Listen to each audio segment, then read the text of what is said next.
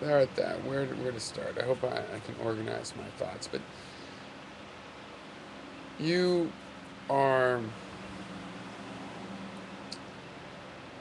not behaving in a non-dualist manner. Now, I think this is related to emotions about reductionism. Um, the idea that process or any of these abstractions, the arrangement of things, is somehow an immaterial thing, and it's about the material world. It's related to Plato uh, saying such things are forms in nature. There are a lot of people that reject this sort of material forms of Plato in terms of, oh, this ideal leaf.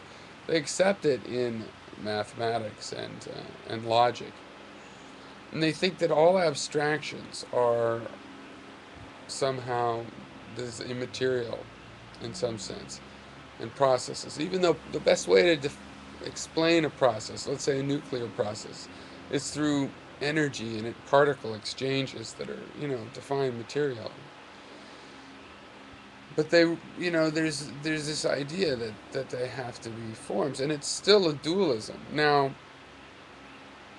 I think that if it's reminds me of the emotions related to reductionism. Now, if someone thinks about the idea of reducing a beautiful flower down into the fact that it's chemicals and so what, as they say, merely chemicals or just chemicals, and that's supposed to make it less beautiful, right? If that's how you feel, if you feel, oh, that makes it less beautiful, then you're not really ready to give up dualism. See, you need your dualism to keep that thing beautiful, that wonder. It's like, oh no, but it's part of a magic world, you know?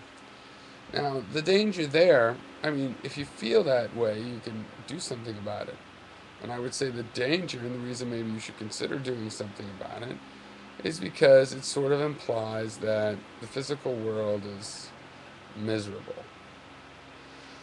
And, I believe that the physical world is nothing on its own per se. It's really an animal and the way the animal lives that decides whether it's miserable or not. An animal that's really well suited to its environment will be happy, and one that isn't will probably be miserable. So we can change what might be miserable to us. So it's probably worth doing that. But if somebody decomposes the chemical processes of a beautiful flower or of love, and still finds the thing beautiful. In other words, they found it beautiful before, and when they look at the flower, when they're decomposing, what's it made out of? They're thinking, hey, what is beauty made out of? It's still going to have beauty.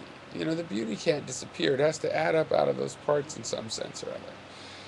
So, to be more honest, I kind of think in terms of your gut reaction, things can go back and forth. Something can seem terrible and then beautiful, and it can go back and forth depending from which perspective you're looking from it. But in something like a flower is an easy example because it really is just beautiful. I mean, it shows how the chemistry can just come together in something really beautiful. And if that's your reaction to decomposition, then you're ready to give up dualism. You don't need to think of abstractions as non physical. I mean, you look at the physical world, you ignore certain facts and pay attention to other facts, like apples. They're not all exactly the same. You ignore the differences and you look at the parts that are the same, you put them in a category. That's an abstraction. That's why apple is not of a secret essence or, it's not an immaterial idea. No, it's a material idea. As a matter of fact, what we think of as an idea of the apple with all of its unique shape, that's too much detail. It's just a simpler than material. It's like lesser than a material idea, but they're very useful. Why? Because then when you make these approximations, you can apply the law of identity. So, anyway.